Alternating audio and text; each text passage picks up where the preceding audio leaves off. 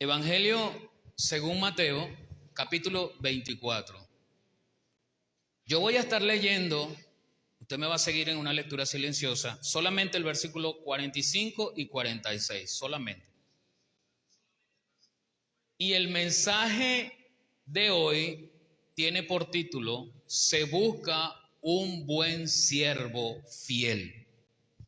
Fíjese en el título del mensaje: Se busca un buen siervo fiel. Encontramos Mateo, Mateo se encuentra entre Génesis y Apocalipsis. Usted lo busca allí y seguramente lo va a ubicar, lo va a encontrar. Mateo 24, 45 y 46. Voy a leerlo en la versión textual, que dice de la siguiente manera: ¿Quién es pues el siervo fiel y prudente, al cual el Señor puso sobre su servidumbre, para que les dé el alimento a tiempo? Bienaventurado el siervo aquel que, cuando llegue su Señor, lo halle haciendo así. Padre, en esta hora, Señor, encomendamos este tiempo para que tu palabra nutra nuestro ser, para que a través de ella podamos encontrar tu deseo y seguirlo. Enséñanos, Señor, en el nombre de Jesús. Amén. Vamos a hablar en esta mañana, quiero hacer referencia a los que son o quieren ser siervos de Dios. Hay un prerequisito para ser un siervo de Dios, y es que todo aquel que sea siervo de Dios debe ser primero un hijo de Dios. Pero allí debemos desmantelar una mentira del diablo que se ha colado en el mundo entero. Es una mentira globalizada, disfrazada de una bondad. La mentira dice así: todos somos hijos de Dios. Eso es mentira. Todos no son hijos de Dios. En el globo terráqueo, aquí en este mundo, hay aproximadamente 8.000 millones de personas, si no es que ya pasamos ese número. Esas 8.000 millones de personas, todas, absolutamente todas, incluyéndolo a usted y a mí, somos criaturas de Dios. Dios nos hizo, Dios nos formó. Dios permitió que usted naciera. Entre millones de espermatozoides que podían fecundar en el vientre de una mujer, en su óvulo, usted salió ganando. Usted fue el más veloz, salió ganando. Dios lo creó, así que todos somos criaturas de Dios. Pero la Biblia nos enseña que los que son hijos de Dios, según Juan 1:12, son aquellos que reciben en su corazón a Dios para que los transforme. Mas a todos los que le recibieron, a los que creen en su nombre, les dio potestad. La palabra potestad viene del griego exousia, que significa poder. Es el poder notariado del cual todos nosotros hemos tenido conocimiento en estos últimos años. Porque una persona se va, pero deja sus bienes aquí. Y para que haya la diligencia de la compra-venta de esos bienes o de alguna otra índole que tenga que ver con algo legal, dejan un poder notariado a nombre de un tío, del abuelo, del esposo, de la hermana. Eso es lo que el apóstol que escribe el Evangelio de Juan está diciendo. Les dio potestad, les dio un poder que les acredita como hijos de Dios. ¿Sí me estoy explicando? Tenemos ese poder. No somos hijos de Dios como Israel por naturaleza biológica, por descendencia de Abraham. La palabra dice en Romanos que hemos sido injertados en el olivo silvestre. Así que usted y yo, al reconocer que Cristo es mi dueño, mi Señor y mi Salvador, somos lavados por la sangre de Cristo, entonces se nos da un documento que nos acredita o que nos identifica como hijos de Dios. Pero como todos los seres humanos no han aceptado a Cristo como Señor y Salvador, entonces todos los seres humanos no son hijos de Dios. aunque se haga la cruz, aunque vaya mucho incluso a la iglesia evangélica, aunque se arrodille mucho, aunque diga que ora mucho. El requisito es, para ser un hijo de Dios, el requisito es aceptar a Cristo como Salvador y Señor. Sabiendo eso, sabiendo la diferencia entre una criatura de Dios y un hijo de Dios, yo puedo distinguir entonces que como hijo de Dios debo avanzar. Cuando a nuestros hijos los inscribimos que están en edad escolar y los inscribimos en educación inicial, indudablemente queremos que ellos sean promovidos al siguiente nivel o al siguiente año escolar. El niño que está en el tercer nivel de educación inicial es promovido al primer grado y nos alegra. Él no se va a estancar. Igualmente el de primero a segundo, el de segundo, hasta que finalmente el que está en quinto o sexto año de educación técnica es promovido a la universidad y así continúa promoviéndose. La vida en Cristo es lo mismo. El Señor dice que usted y yo somos llevados de gloria en gloria. Caminar en Cristo es como una escalera, vamos subiendo de nivel. No podemos quedarnos estancados, no debemos quedarnos estancados. Todos hemos sido, los hijos de Dios, hemos sido liberados de un señor que dice la Biblia, tenía el dominio de la muerte. ¿Por qué tenía el dominio de la muerte? Porque decidía apresar de por vida el alma de la persona que fallecía biológicamente, que su cuerpo ya no funcionaba. Así que ese enemigo tenía el reinado de la muerte y la palabra dice que Cristo venció a ese enemigo y le quitó ese reinado y a todo aquel que cree en su nombre es trasladado del reino de las tinieblas, en donde éramos sirvientes en ese reino de las tinieblas, pero ahora somos sirvientes de Dios, ahora somos siervos de Dios. Esa es una tarea que usted y yo debemos entender. Si soy hijo de Dios, indudablemente debo convertirme en un siervo de Dios, porque ya tengo el prerequisito, ya soy hijo de Dios. Ahora debo entender cómo servirle a Dios. La idea de este tema no es decir cómo le sirvo a Dios. La idea de este tema es saber que hay dos características de los siervos de Dios que Dios quiere que tengamos. Dios quiere siempre que nosotros asumamos algunas características en nuestro ser, en nuestra criatura, en nuestra nueva forma de ser. La Biblia dice, el apóstol Pablo dice en 2 Corintios 5:17, de modo que si alguno está en Cristo, nueva criatura es, las cosas viejas pasaron, hoy todas son hechas nuevas. A partir de allí entonces usted y yo comenzamos con una relación en el Señor donde Él es mi Señor y yo soy su siervo. ¿Y qué hace un siervo? Trabaja para su Señor. Pero hay dos tipos de siervos. Hay dos tipos de trabajadores. El trabajador o el siervo que es necio, que no hace las cosas como se le dice que tienen que hacer, no hace las cosas por excelencia, no hace las cosas como para el Señor.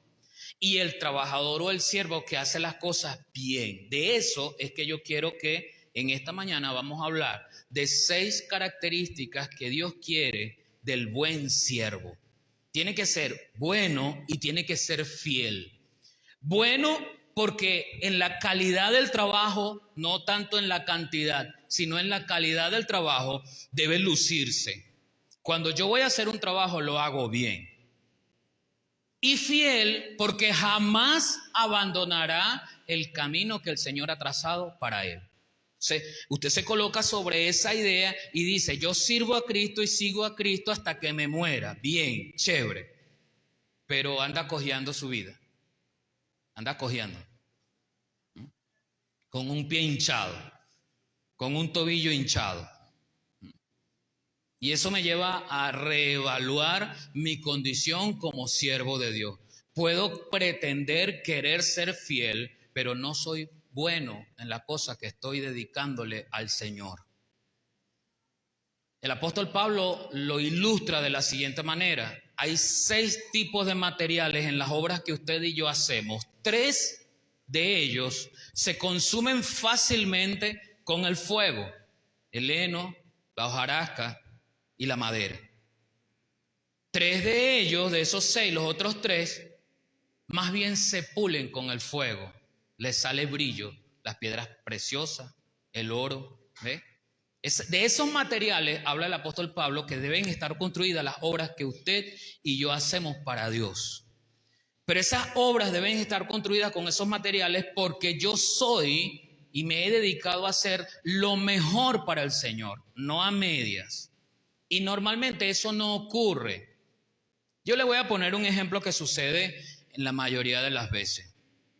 La mayoría de las veces nuestro día a día, nuestro lunes, por ejemplo, está cargado de muchas actividades.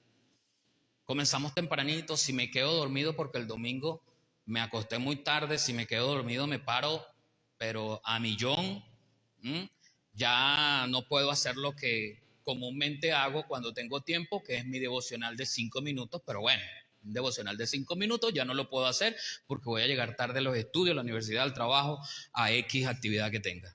Paso mi día ajetreado, voy, vengo, trabajo, papá, llego a la casa, tengo que hacer los quehaceres de la casa, bien sea la esposa, el esposo, el niño, el joven, cualquiera que sea. Y cuando ya todo ese día se ha alimentado de mi energía física, entonces a las 11 de la noche yo digo, voy a orar. Y comienzo, Señor, gracias, Señor. Y ahí quedo. ¿Usted cree que eso es hacer bien las cosas para el Señor? Porque lo dejé de último. Ya así, ya al final del día. Yo no estoy diciendo, ¿verdad? No le estoy diciendo que hay una hora perfecta. Usted puede hacer las 11 de la noche mientras su concentración y sus energías estén activas para el Señor, así como esta mañana estaban activas para el profesor, para el jefe, para las diligencias que usted tenía que hacer, así tienen que estar activas para el Señor. Entonces hay 6 elementos de los cuales nosotros tenemos que evidenciar que yo debo tenerlos como un siervo de Dios. Basándonos en el prerequisito que les decía al principio, yo debo ser un hijo de Dios. Y como tal, yo voy a ser un hijo. El problema de nosotros es que pensamos que la salvación es la meta. La salvación no es la meta, la salvación es un medio.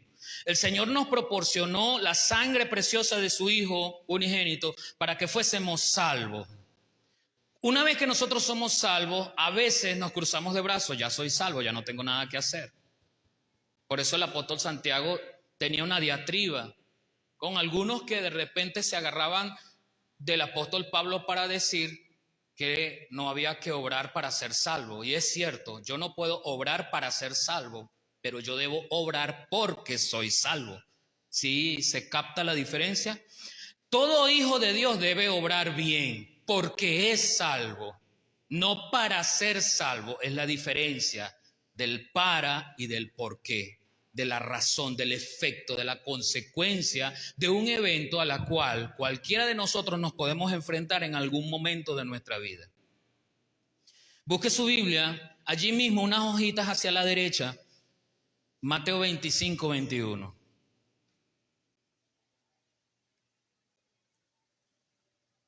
Dice así, y su Señor le dijo, bien, buen siervo y fiel, sobre poco has sido fiel, sobre mucho te pondré, entra en el gozo de tu Señor. La primera característica del siervo fiel y bueno es que éste tiene que ser un buen administrador en lo poco.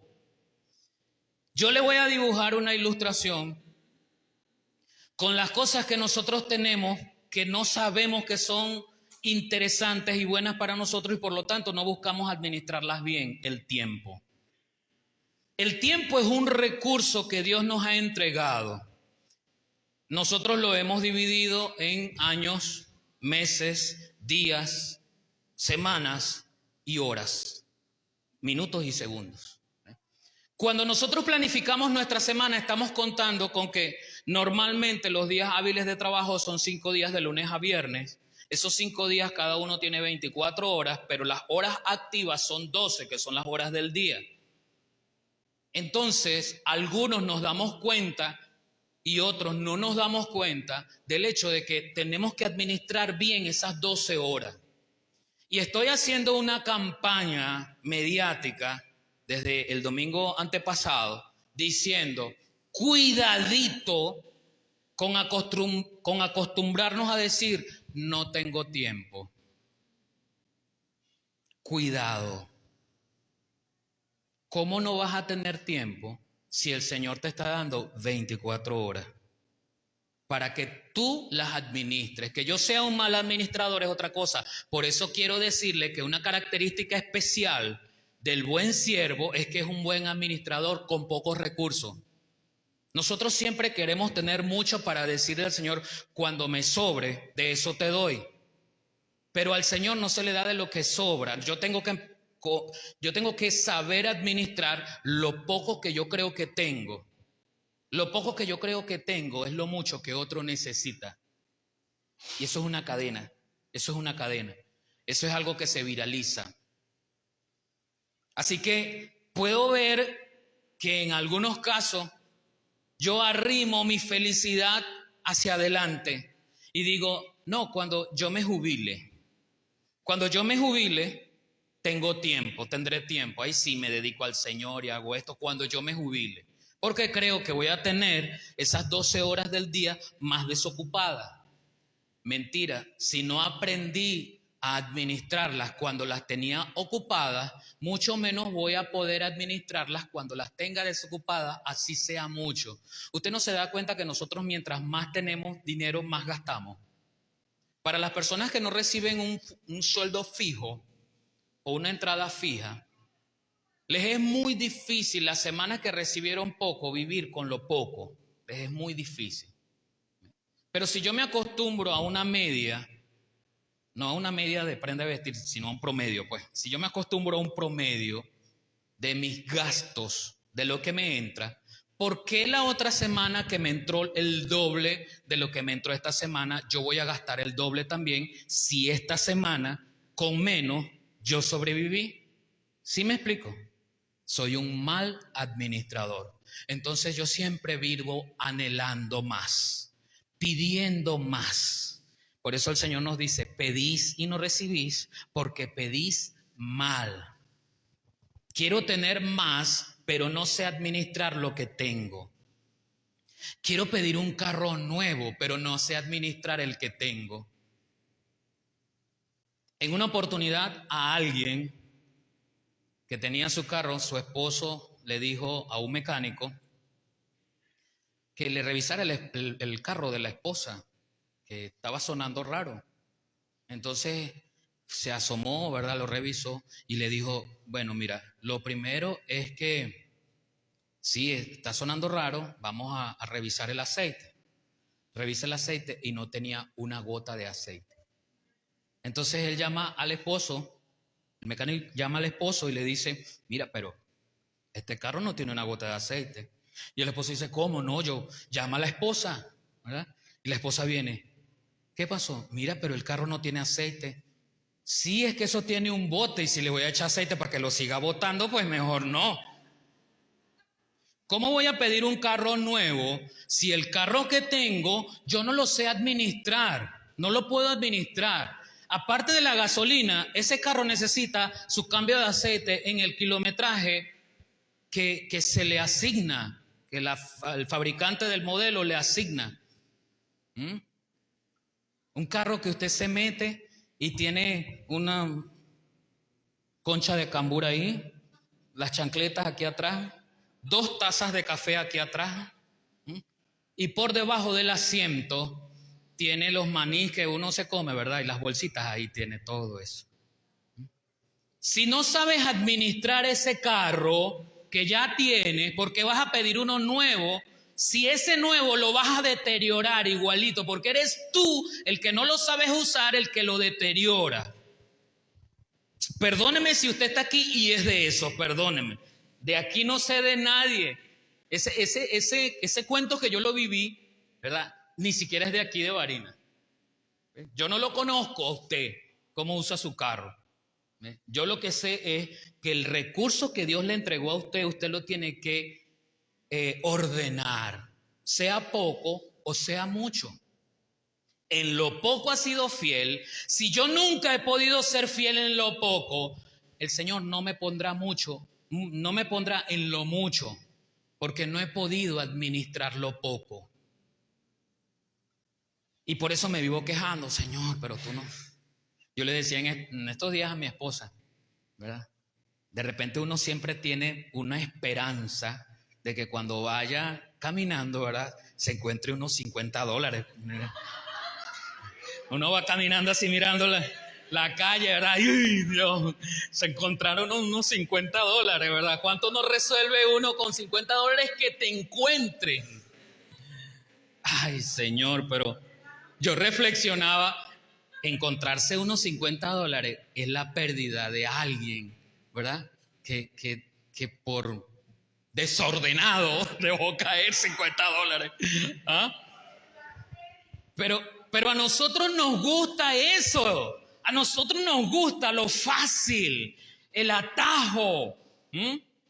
Siempre se lo he dicho. Nos cuesta adelgazar. No son así como yo, que tenemos un cuerpo así bien esbelto, bien distribuido, ¿no? Usted se está riendo y espero que no sea burlándose de mí, ¿verdad? ¿Vamos a hacer una dieta? No. ¿Vamos a hacer ejercicio? No. Pero el televisor me enseña un aparato que me lo pongo en el abdomen y él hace los ejercicios para mí, incluso si yo sigo comiendo y quiero ese aparato, para que él tiemble ahí mientras yo estoy acostado, mientras estoy comiéndome una arepa frita, una empanada frita, y él ahí sacándome la grasa que yo le estoy engullendo a la barriga. Porque nosotros somos así, malos administradores. No sabemos administrar nuestra salud. No sabemos administrar nuestro tiempo. No sabemos administrar nuestros recursos. Tenemos que aprender los principios de la administración. Y un principio de la administración es que yo debo hacer un inventario de los recursos con que yo cuento. No importa que sean pocos, son los recursos con los que tú tienes. Así que le servimos al Señor con lo que tenemos, no con lo que no tenemos.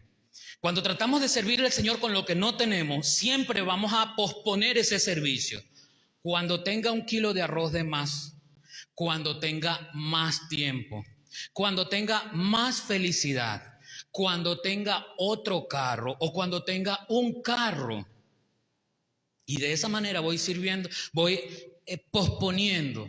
Finalmente, cuando ya puedo, que salí jubilado y en mi mente ya tengo tiempo, mi cuerpo no puede porque ya todo mi cuerpo lo desgasté. Ya está malo de la rodilla, ya está malo de la lumbar, de la cervical, ya no puede caminar, como la cucaracha, ¿verdad? Ya no puede caminar. ¿Por qué? Porque le falta la patica. Malos administradores, pero la palabra dice que tú y yo, siendo siervos fieles, buenos, debemos ser buenos administradores con lo poco que tenemos. Otro principio lo encontramos en Gálatas 1. El apóstol Pablo hace referencia a lo que le agrada a Dios. Dice Gálatas 1, capítulo 1, versículo 10. Pues busco ahora el favor de los hombres o el de Dios, o trato de agradar a los hombres. Pues si todavía agradara a los hombres, no sería un siervo de Cristo. El buen siervo fiel siempre busca agradar a Dios, no a los hombres. Yo no voy a hacer a las cosas porque al hombre le parezca o no le parezca. Yo voy a hacer las cosas porque a Dios le parece. Dios me da a mí las capacidades. Dios me entrena. Su Espíritu Santo me reviste y me reviste como una nueva criatura y me da capacidades y dones que según 1 Corintios 12 y Romanos 12, allí está la lista de los dones que nosotros recibimos, allí puedo actuar. Pero yo normalmente no estoy condicionado, no me condiciono y no me ejercito en esos dones. Hace unos años atrás le decía aquí mismo, yo tengo que saber cuáles son los dones, pero yo tengo que intentar hacerlo. En algún momento yo tengo que enseñar para saber si yo soy maestro. ¿Ve? Con todos los nervios que pueda tener, yo tengo que atreverme. La palabra habla del don de sanidad. ¿Cómo sé yo si tengo el don de sanidad? Yo tengo que orar por los enfermos. ¿Y dónde hay más enfermos? En el hospital. ¿Y cuántos hemos ido con las damas, el grupo de fieles al llamado allá a llevar la comida que se da mensualmente en el hospital y a orar por los enfermos? ¿Cuántos hemos ido? Allá es donde ponemos a prueba, o visitando al enfermo en una casa. Nomás usted escuche que alguien está enfermo, vaya para esa casa, porque yo me voy con mi aceite ungiendo y oro y voy a ver. Si se murió, ya no ore por los enfermos, ya usted sabe que no es su don, déjele ese don a otro.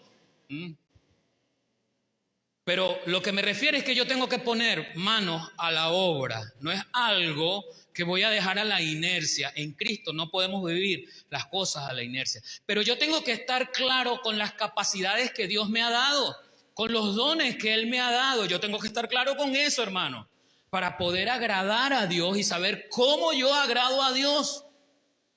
Leí en estos días un libro haciendo referencia a los inicios del siglo XIX, cuando la electricidad estaba llegando a las zonas más alejadas, en un pueblito allá en Irlanda, una señora que pudo cancelar la instalación de la corriente eléctrica, ¿verdad? Sabe que antes de la electricidad las personas con su velita, ¿verdad?, en la noche prendían.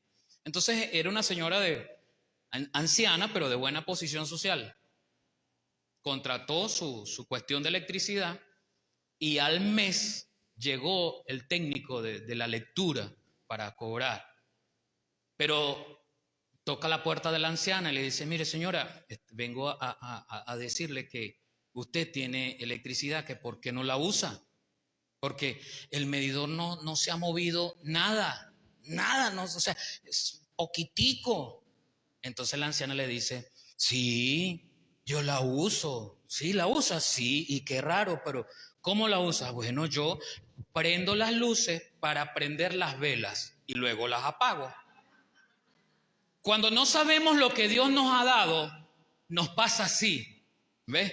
No sabemos lo que Dios nos ha dado, por lo tanto prendemos las luces para seguir prendiendo la costumbre de atrás.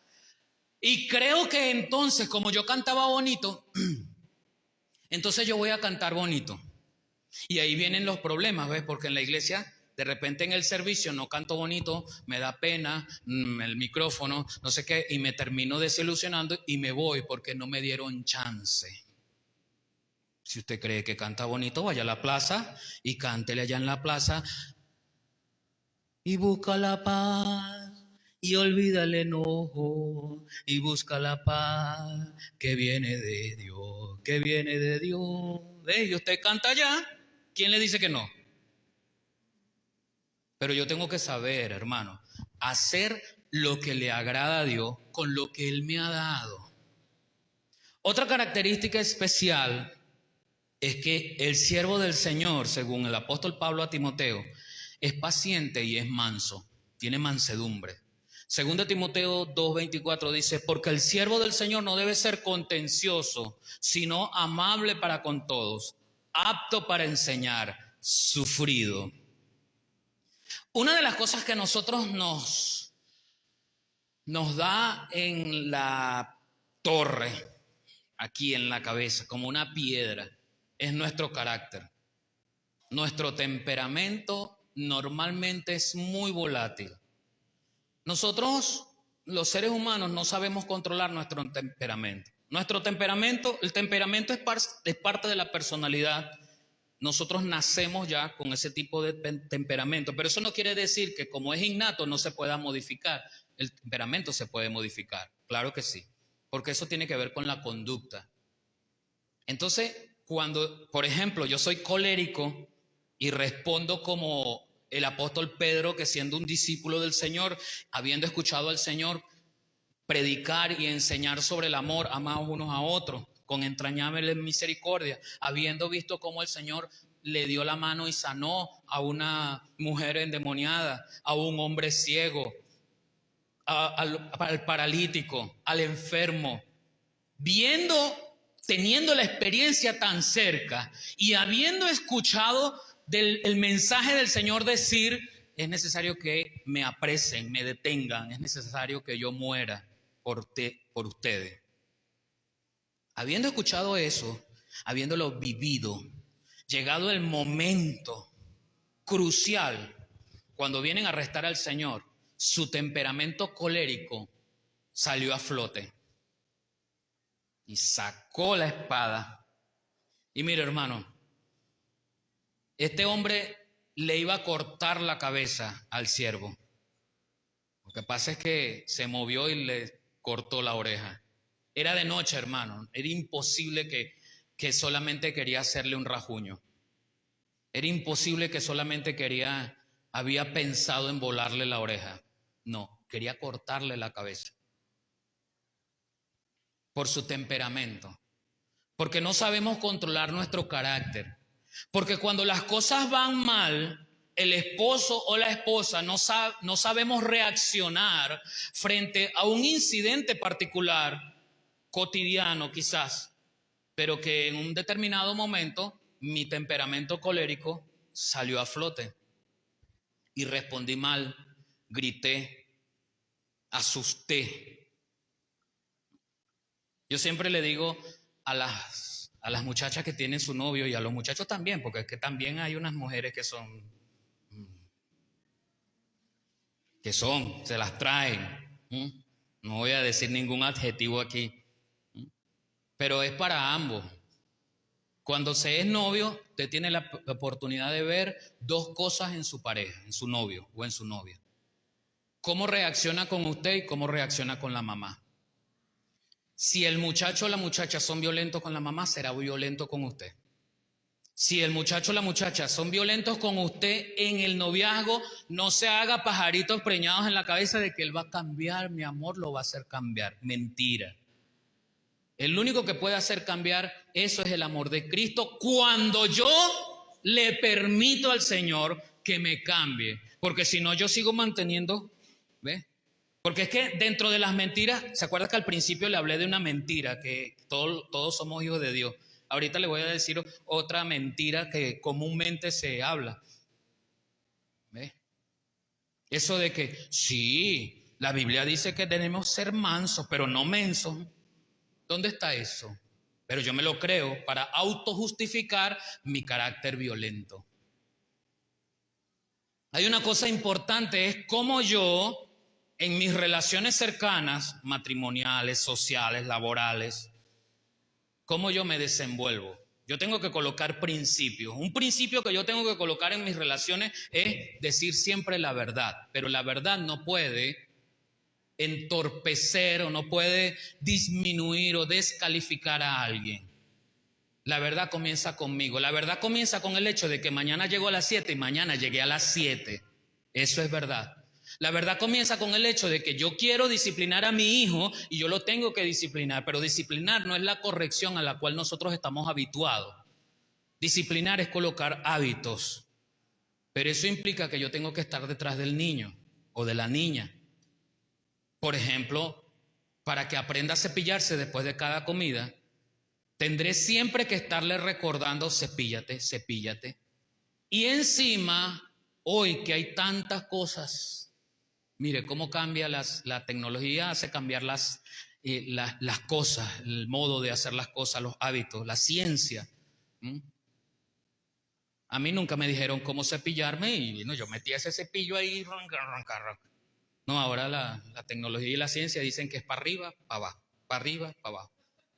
Si usted quiere que su niño no tenga caries, usted tiene que ir con él y enseñarle, mi amor, para arriba, para abajo, para arriba, para abajo. Eso es crear hábitos, eso es disciplina. Pero mi carácter no me deja. Mi carácter impaciente no me deja. Mi carácter, ese que creemos que es bueno, él es muy tranquilo, él es muy callado. Ese callado, ese es peligrosísimo. Líbrame del agua mansa, dice un Un dicho, ¿verdad? ¿Cómo dice la otra parte? Que de la brava me libro yo. ¿Por qué? Usted está pasando por un lugar donde hay una candela y usted lo evita, ¿sí? La evita porque siente el calor, la ve. Pero si está pasando por el lado de un poste de electricidad, usted pasa tranquilo porque usted no ve la electricidad. Algunos que habrán vivido alguna experiencia evitan tocarlo, pero pasa tranquilo. Si usted viera la electricidad, si se pudiese notar en todo momento, usted cruza la esquina, tal como lo hace con el fuego. Entonces, aquellos también que se disfrazan con la tranquilidad que no da el Señor, esos también son peligrosos. ¿Por qué? Porque el que es tranquilo, supuestamente, está siempre guardando. Pero un baúl, por muy grande que sea, siempre tendrá un límite. Siempre. Y habrá un momento donde ese baúl ya no cierre. Se desborda. Entonces, lo que el apóstol dice es que yo debo ser amable en el Señor, que yo debo evitar la contienda en el Señor. Todo esto lo tengo que hacer por amor al Señor y por eso dice, tienes que ser sufrido. En otras palabras, yo tengo que dar testimonio de que soy creyente, de que soy un siervo de Dios, así yo sufra en el proceso, pero yo tengo que dar testimonio porque yo amo al Señor, yo temo a Él. Yo temo desobedecerlo. Yo temo poder caer en la frustración para decepcionarlo. Entonces yo me guardo, así me toque sufrir. Por eso dice, es sufrido. Ese es el siervo del Señor. Un siervo que está dispuesto a enseñar siempre con su conducta, con su forma de hacer las cosas. Porque las hace bien. Las hace bien. ¿Cómo yo le voy a decir a ustedes, hermanos, que el servicio es a las 9 y yo llego a las 9:30? Por eso es que en Venezuela estamos acostumbrados a esa impuntualidad. ¿Ves? Estamos acostumbrados a que vamos a una reunión familiar que dijeron que es a las 5:30, pero todo el mundo llega a las 6. Entonces yo soy todo el mundo. Y como yo no quiero llegar a las 6 porque todo el mundo llega a las 6, yo llego a las 6:15, 6:30. ¿Ves? Porque yo soy todo el mundo. Le pregunto, ¿usted es todo el mundo? Entonces yo tengo que tener autoridad moral para decir, es a las 6 y yo llego 5 minutos antes. O sea, esa es la realidad que nosotros estamos viviendo cuando decimos, el siervo del Señor debe ser paciente y manso. Mire, hermano, esa autoridad se obtiene en la forma en que yo puedo hacer las cosas bien, pero yo también se las puedo enseñar a mis hijos, a mi esposa, a mi esposo. Una mujer, una esposa, puede durar muchísimo maquillándose. Entonces, nosotros tenemos que hablar acerca del hecho, debe quedar claro, tenemos una diligencia, tenemos una reunión, tenemos una actividad a las 7. Si tú duras mucho, tienes que comenzar a las 5. Tienes que comenzar a las 5 a prepararte. Y el hombre, el esposo, tiene que ayudar. Si ella se va a preparar, él ayuda con los niños. Porque a los niños también hay que enseñarles eso. No, yo voy a llegar tarde porque es pobrecito, pobrecita. Yo voy a dejar que ellos se levanten solitos. Pero ¿qué les estás enseñando para el futuro? Ay, es que de lunes a viernes se levantan a las 6 y el sábado y el domingo también. ¿Y cuál es el problema? ¿Qué ser humano se ha muerto por levantarse a las 6? ¿Ves?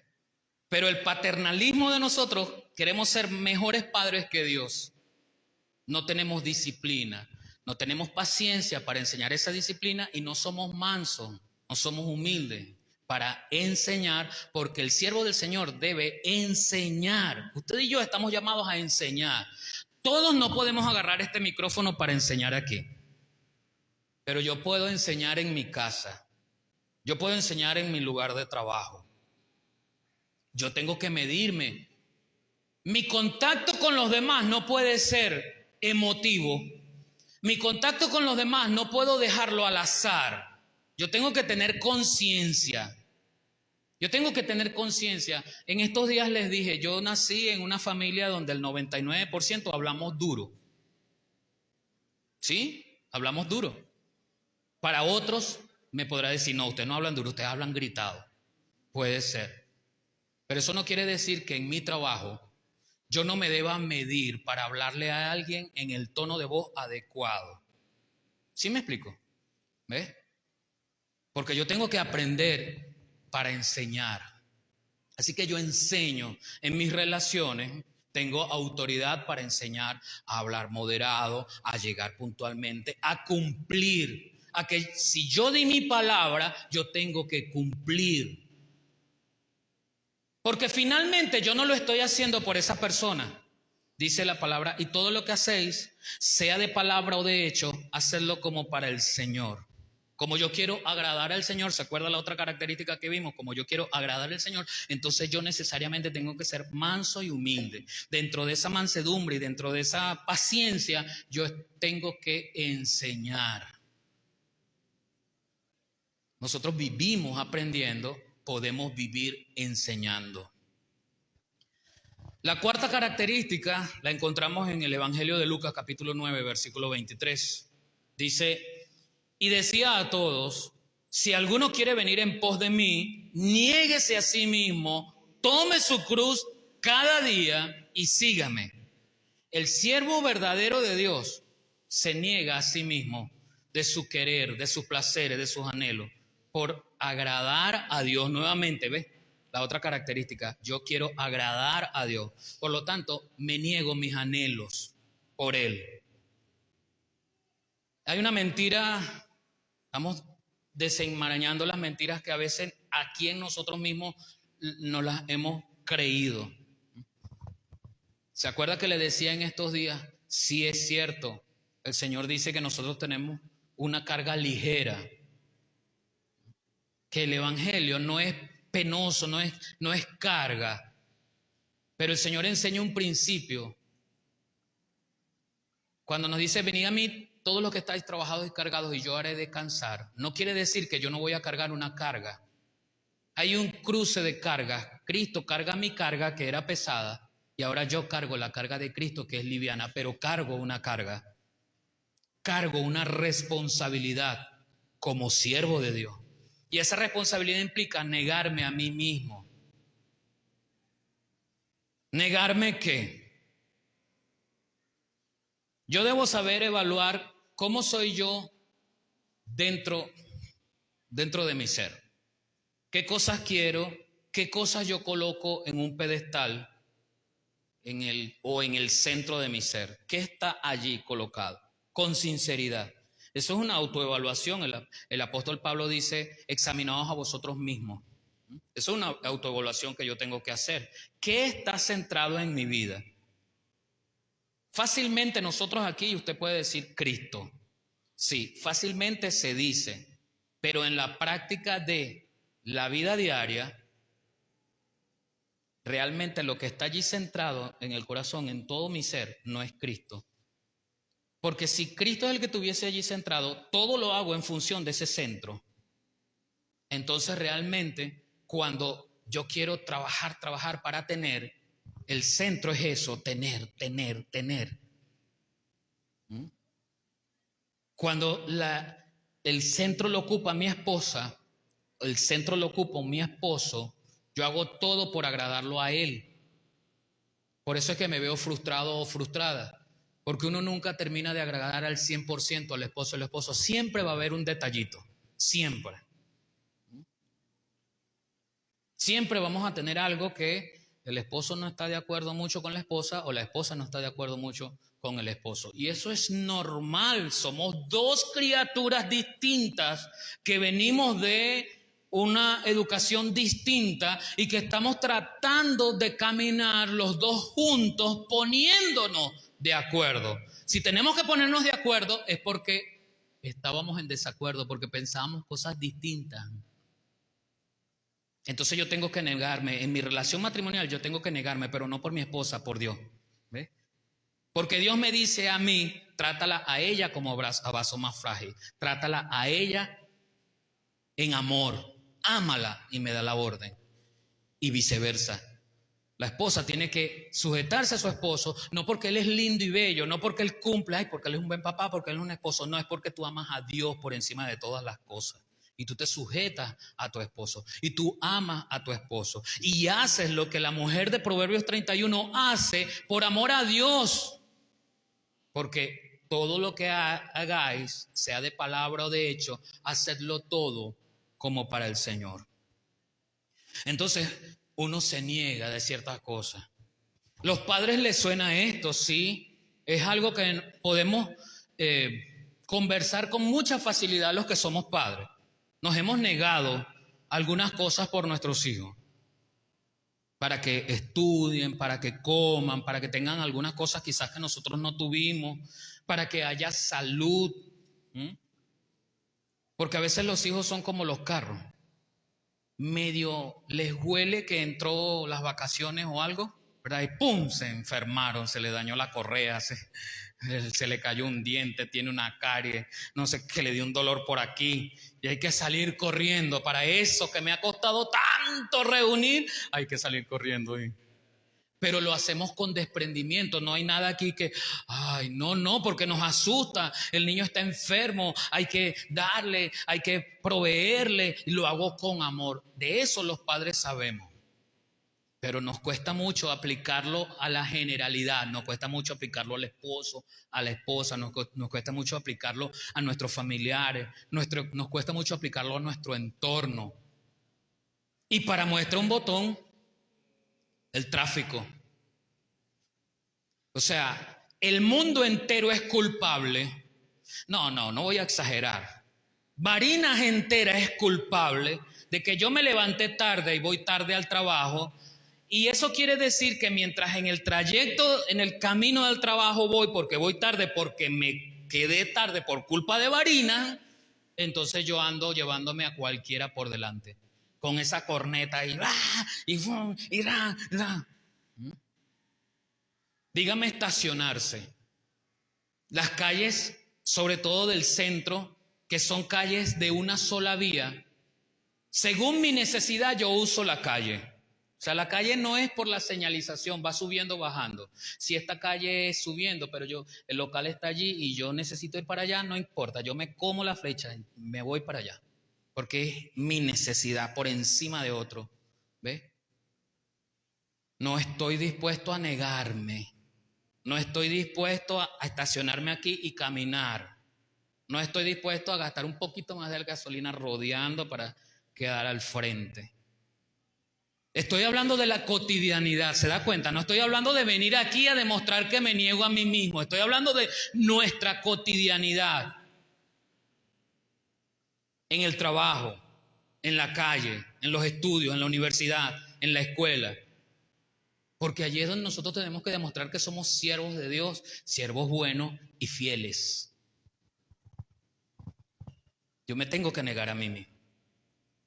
En quinto lugar tenemos 2 Timoteo 1:7, bastante conocido, pero muy poco practicado. ¿Por qué? Porque necesitamos una conciencia para aplicar, lo que está enseñándole Pablo a Timoteo.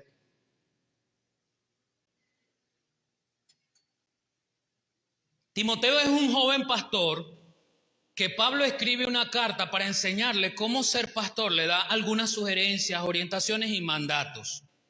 Dentro de estos mandatos y sugerencias, el apóstol Pablo escribe en el capítulo 1, versículo 7 de 2 de Timoteo: porque no nos ha dado Dios espíritu de cobardía, sino de poder, amor y dominio propio. Yo quiero hacer énfasis en esta tercera característica de este espíritu que Dios nos ha dado: dominio propio. Así que cuando usted va a comenzar una dieta y dice no puedo, es porque usted no ha entendido que Dios le ha dado dominio propio. Es más, hay otro texto bien bonito que me gusta. Me gusta recitarlo, pensarlo, pero no ejercitarlo. Todo lo puedo en Cristo que me fortalece. Nosotros tenemos la capacidad, tenemos la autoridad, pero ahora lo tenemos que es ponerlo en práctica y recordar que el Señor me dio a mí dominio propio. Yo no tengo derecho de responderle a alguien mal, escúcheme, porque me respondió mal. Yo no tengo el derecho. Porque el Señor no nos da como mandamiento ojo por ojo y diente por diente. Eso no es lo que da por mandamiento.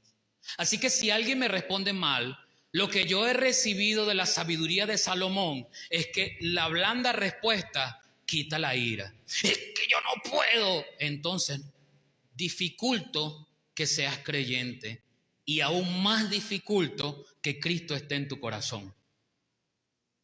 Porque la palabra dice que nos ha dado dominio propio. Si alguien me responde mal, yo tengo que tener dominio propio para que en sabiduría saber responder bien. No te estoy diciendo que te quedes callado ante una injusticia. Sin embargo, la palabra dice que no tenemos que estar contendiendo con el necio. El necio nunca va a entender. Si te explicaste la primera vez y esa persona muestra necedad, déjalo tranquilo con su necedad. Pero para explicarme la primera vez, no tengo que responder en el mismo nivel que el otro me respondió. Eso se ve mucho en nuestras relaciones matrimoniales y laborales. Qué tremendos son las relaciones laborales. Qué tremendos son las relaciones matrimoniales. Una esposa, un esposo que están hablando y de repente hay un desacuerdo. De ese desacuerdo pasamos al hecho de que no solamente no estamos de acuerdo, sino que yo quiero que tú lo veas desde mi perspectiva y ella quiere que lo veas desde su perspectiva también. Y comenzamos a subir el tono, y el tono terminamos gritándonos. Como ya los gritos no funcionan, entonces comenzamos a insultarnos, pasamos del grito a los insultos. Y los insultos normalmente son para que duelan, son despectivos. Estás igualita a tu mamá. ¿Ves? Son despectivos, son para que duelan. Ahí está don Pedro. Ahí está. Son despectivos. Cuando los insultos de verdad llegaron, ya no me acuerdo de ningún insulto, entonces viene la otra parte. Vete de la casa. No te quiero ni hueler. Vete de la casa. O yo me voy, porque aquí nadie me quiere, yo me voy. Eso sucede mucho en las relaciones matrimoniales. En las relaciones laborales, ni se diga. A veces las personas conocen que uno más o menos tiene cierta diplomacia. A mí me ha pasado. Y le llega a uno, epa, ¿será que tú le puedes decir a fulano que me preste el aula o me preste el lápiz o el marcador o me ceda esto? Es que él siempre anda con una bravura y le responde a uno mal y no sé qué más. A mí me ha pasado. Porque andamos con las bravuras. Entonces me han dicho así y yo voy, ¿ves? Ay, mira ahí. Bueno, la gracia del Señor, hermano, siempre ha sido la gracia del Señor. Aunque una vez me soltaron las patas, ¿verdad? Por hacer un favor a otro, ¿ves? Me soltaron las patas. Pero, ¿por qué nosotros tenemos que vivir así como amargados? Sin freno en nuestra lengua, sin amarrar nuestro carácter, sin negarnos a nosotros mismos. Yo no tengo que violentar el derecho de los demás sobre el principio de que violentaron el mío. No, Señor. Eso no es lo que la palabra me dice. Porque no nos ha dado Dios espíritu de cobardía. El que actúa como tal es un cobarde. Porque si no tienes el espíritu de dominio propio, tienes el espíritu de cobardía. Eres un cobarde que no te quiere sumar a lo que Dios ha dispuesto para ti como un buen siervo. Un siervo tiene que ser, según Colosenses 3, 22 y 23, un siervo tiene que ser humilde.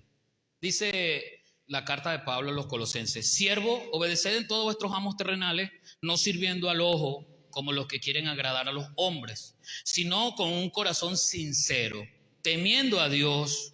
Y todo lo que hagáis, hacedlo de corazón, como para el Señor y no para los hombres.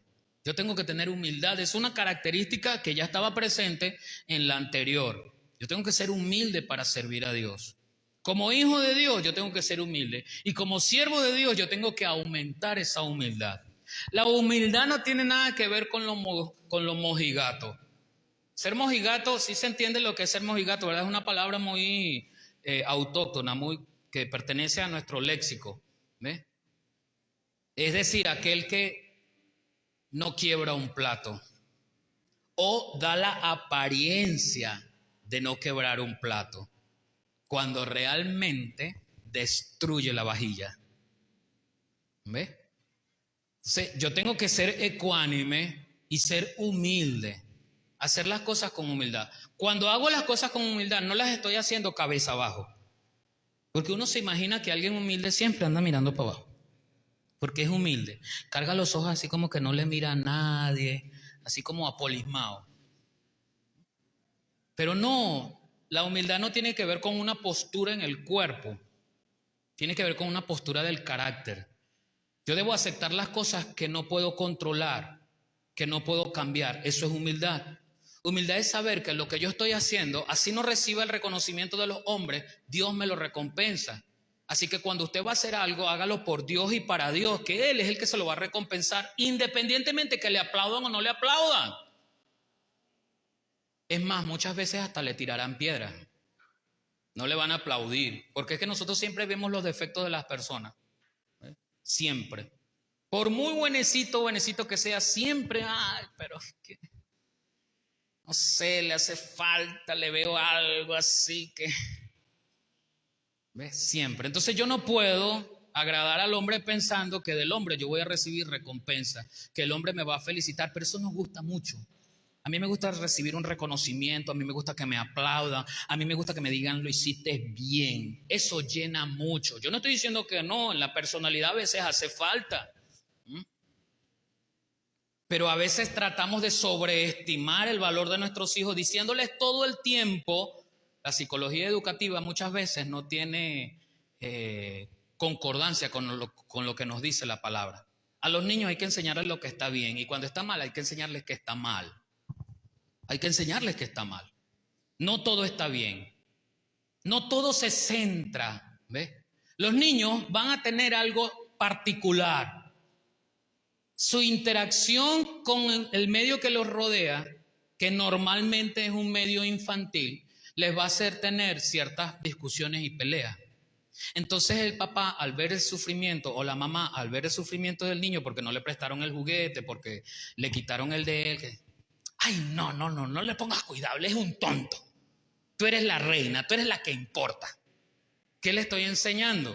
¿Qué le estoy transmitiendo? Y si eso es consecutivo, jamás va a ser humilde porque yo no le enseñé a ser humilde. No le enseñé a compartir. Es más, muchas veces le enseñé hasta a ser violento. Yo he escuchado muchos testimonios de personas que sus padres le dijeron, si usted me llega aquí golpeado, yo lo golpeo más aquí. Y se lo estoy hablando con palabras que puedo decir acá. Porque si usted en la escuela se deja, yo no le estoy enseñando eso. Entonces aquí se tiene que dejar también con el palo que yo le voy a dar. Eso no es enseñar humildad. ¿Ves? Yo estoy haciendo que la raíz de egocentrismo en el niño se multiplique. ¿Y a dónde va el niño? El niño va para 13 años, va para 16 años, va para 22 años y siempre va a ser así egocentrismo. Yo no me dejo por nadie. Mi papá y mi mamá me enseñaron que yo soy la princesa y que todos los ojos deben estar puestos en mí. Aquí llegué yo, como la reina del lugar, la princesa del lugar. No, a los hijos también hay que enseñarles que muchas veces ellos no son los príncipes ni las princesas del lugar. Humildad. No sabemos enseñar humildad. El que es humilde sabe que el sol no gira alrededor de él. El que es humilde sabe que yo giro alrededor del sol, no al revés. Y finalmente, en el Evangelio de Lucas, capítulo 9, versículos 57 y 58, tenemos la última característica. Un siervo de Dios está presto para servir todo el tiempo. Todo el tiempo. Porque yo soy un hijo de Dios todo el tiempo. En Cristo yo no marco tarjeta. como a veces creemos que hacemos al venir aquí a esta reunión dominical. Yo marco tarjeta, llegué, ¡ring! Y cuando me voy, que dicho sea de paso, algunos se van como si tuvieran una necesidad fisiológica de ir al baño rapidito. Ciertamente aquí tenemos una puerta pequeña y a veces no queremos que el aglomeramiento allá, ¿verdad?, nos agarre. Pero es que a veces ni siquiera hemos terminado de decir amén cuando ya está el carro allá. No le damos la cola a nadie, no saludamos a nadie, no esperamos a ver qué tiene el hermano o el amigo o el niño que decirnos. Nada, o sea, queremos salir. Pero venimos con esa idea, marqué tarjeta a la entrada, ¡ran! Marqué tarjeta a la salida. Sí se entiende lo de ¡ran! O sea, lo digo así porque cuando yo trabajaba en una empresa hace como 20 y tantos años, cuando yo llegaba era una maquinita donde uno metía la tarjeta y le daba págata y marcaba la hora, ¿verdad? Y al salir, uno volvía a meter la tarjeta y ¡blan! Marcaba la hora de salida. Y ahí no había como nosotros en las escuelas. Bien mentirosos éramos y cuántos de nosotros como creyentes caímos en esa mentira. Está la planilla de asistencia, el bolígrafo, no hay nadie ahí viendo, llegué a las 8, tenía que entrar a las 7 y para no ser tan mentiroso coloco 7:15 y firmo y estoy llegando a las 8. Eso no lo ve nadie, pero te lo está viendo Dios y te lo está contando. Entonces el siervo de Dios debe servir en todo tiempo, no es solamente venir a marcar tarjeta, es el lunes, es el martes, es el miércoles. Dice Lucas, yendo ellos, uno le dijo en el camino, Señor, te seguiré a donde quiera que vayas. Y le dijo Jesús, las zorras tienen guarida y las aves de los cielos nido, mas el Hijo del Hombre no tiene dónde recostar la cabeza. ¿Qué le estaba queriendo decir el Señor? Si vas a venir conmigo todo el tiempo, no es que vas a venir conmigo y te vas a ir, porque en tu casa tienes una cama que te espera, que es más acolchada, vas a venir porque yo le sirvo a Dios, a mi Padre, todo el tiempo. Y estas son las condiciones, no tengo dónde llegar, no hay comodidades, porque nosotros estamos acostumbrados a ciertas comodidades. Ayer le decía a los hermanos, preocupados por nuestra relación con el Señor como iglesia aquí en Venezuela, sobre todo aquí en Latinoamérica. No, en el continente. Nosotros no estamos siendo perseguidos como las iglesias en la India, por ejemplo. Están siendo sometidos a una persecución, donde se queman las iglesias, que por cierto no tienen esta infraestructura. Entonces nosotros ni siquiera venimos el domingo o a ninguna reunión porque la infraestructura, no hay aire. No hay aire. ¿Ves? Entonces no es mi tiempo porque no hay aire. No me puedo, esas bancas me estropean mucho. El hermano pastor dura mucho. Guara, comenzó a las 10 y ya son las 11:30 y nada que termina. Ese pastor pasado de tenernos aquí tanto. ¿Ve? O sea, nosotros siempre queremos lujo y comodidad, tenemos ciertos tiempos para el Señor, pero el siervo del Señor debe saber que no tiene comodidades porque Él le sirve todo el tiempo al Señor. Sus ocupaciones, yo no estoy diciendo que las relegue, que piense en que se va a dedicar a la iglesia, porque una cosa es ser un siervo del Señor y otra cosa es estar dedicado a la iglesia, a las obras que hace la iglesia. Son dos cosas distintas. No todos pueden estar dedicados a las obras que hace la iglesia, pero todos estamos llamados como hijos de Dios a ser siervos de Dios. Y como siervo de Dios, yo lo hago todo el tiempo. ¿Sabe qué? El Señor le habla a los discípulos y le enseña un principio de servir todo el tiempo. El que sirve todo el tiempo siempre da 1 kilómetro más. Siempre da un poquito más. Siempre va más allá. Porque es que las horas extras las paga el Señor. ¿Ves? No las pago yo, no las paga usted, las paga el Señor. Pero nosotros nos hemos acostumbrado que como la empresa es la que nos paga horas extras, si me ofrece las horas extras, lo hago. Y en las empresas donde no pagan horas extras, por lo menos en este caso educación, peor aún. Se terminó mi hora y se terminó y me voy como quede. Pocos educadores quedan hoy como antes, y me perdonan mis colegas. Siempre ha habido, hay y habrá papás despistados. Siempre. Tienen que buscar al muchacho a las 12 y son las 12:30, se acordaron, ¡ay, idiota, en la escuela tengo que salir a buscarlo! Los maestros de antes se quedaban hasta que el último papá viniera por el niño. Los de ahora no. Los de ahora no. No me importa que quedéis solo, yo me voy. ¿Por qué? Porque no me pagan horas extras. Es más, entro a la una a otro trabajo porque necesito. Yo no estoy hablando en contra para mal. Estoy hablando de una realidad que nos acogemos a ella cuando pretendemos servirle al Señor. Yo no puedo, yo no quiero. ¿Ves? Ya yo di. Hay una frase que se le escuché a alguien bastante. No, que dirija a otro. Yo dirigí 20 años en la iglesia. Que evangelice otro. Yo evangelicé bastante. Mire, las calles de Barinas las recorrí de arriba abajo. Es un tiempo que la nueva generación venga y lo haga. No, a usted no le interesa la nueva generación. Véngase y enséñele a la nueva generación cómo hacerlo. Sea un espejo bueno para esa generación. Pero no se rinda. El Señor le dice en Lucas 17:30, así también vosotros cuando hayáis hecho todo lo que os ha sido ordenado, decid, siervos inútiles somos. Pues lo que debimos hacer lo hicimos, más nada. Como siervo, haga esto, y medio lo hice, o lo hice, más allá no hice. Y el mismo Señor nos está enseñando que el que hace lo que se le fue mandado es un siervo inútil, porque hizo exactamente lo que se le dijo que hiciera. No di un poquito más, no fui 1 kilómetro más, no caminé 1 cuadra más, no estuve presto para servir a tiempo y fuera de tiempo, porque así me dice el Señor, sirve a tiempo y fuera de tiempo. Voy a dejar con usted este pensamiento. ¿Qué significa fuera de tiempo?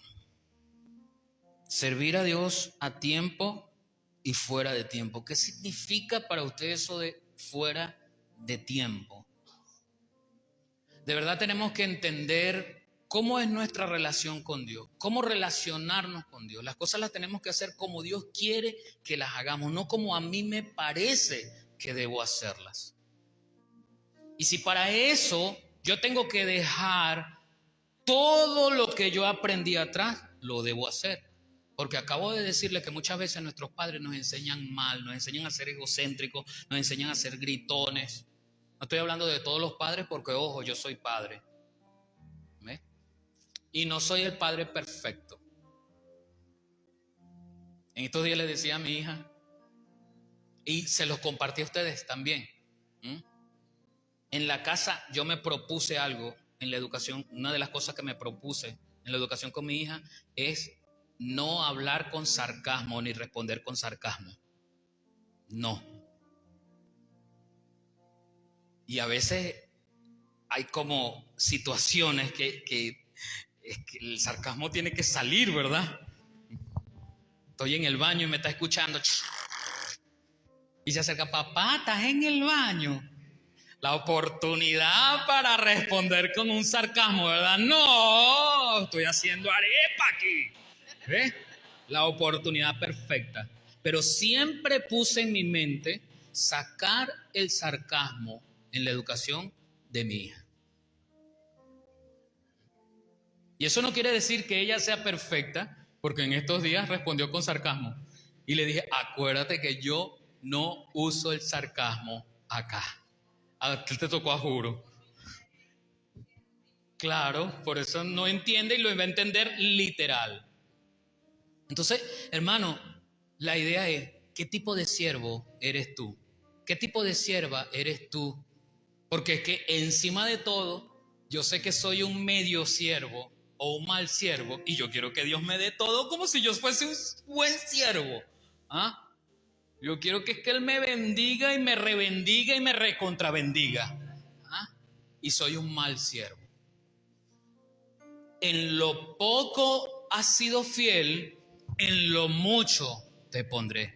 Al mal siervo en lo mucho no lo va a poner. Jamás. Dios no. El diablo tal vez, pero Dios no. Y lo que mal viene por el camino del diablo, igualito se va malo. Lo que es duradero es lo que te provee Dios. Cierra tus ojos y piensa por un momento evaluándote a ti mismo. ¿Cómo eres como siervo de Dios? Es más, Evalúa primero si eres un siervo de Dios. Si me estás escuchando en nuestra transmisión o me estás escuchando aquí y todavía no eres un hijo de Dios, es el prerequisito para poder ser un siervo, ser un hijo de Dios. Y Dios envió a su Hijo para morir por ti en la cruz del Calvario, derramando su sangre preciosa para lavar tus pecados y limpiarte de toda maldad. Y lo primero que tienes que decirle: Señor, yo te acepto en mi corazón. Señor, perdóname por mis pecados y obra en mí como mi Señor y mi dueño. Si de corazón tú puedes arrepentirte de tus pecados y aceptar la soberanía de Jesús en tu vida, entonces ahora sí tú puedes decir: quiero ser un siervo de Dios. Y la forma en que vas a ser un siervo de Dios va a depender de lo que tú tengas adentro con el Espíritu Santo que habita en ti. Padre, en esta hora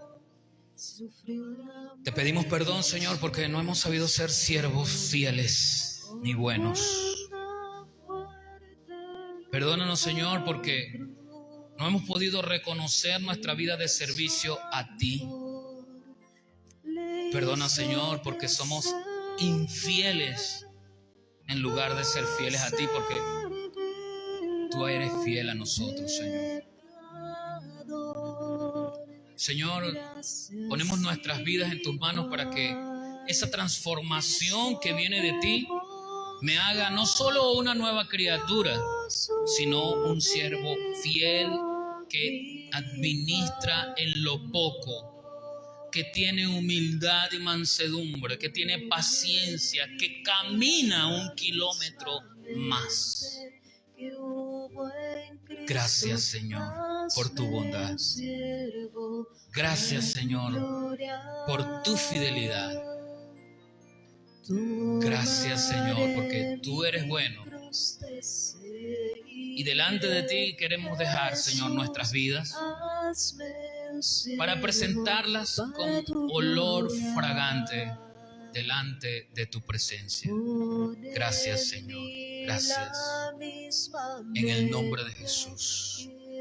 Amén y amén.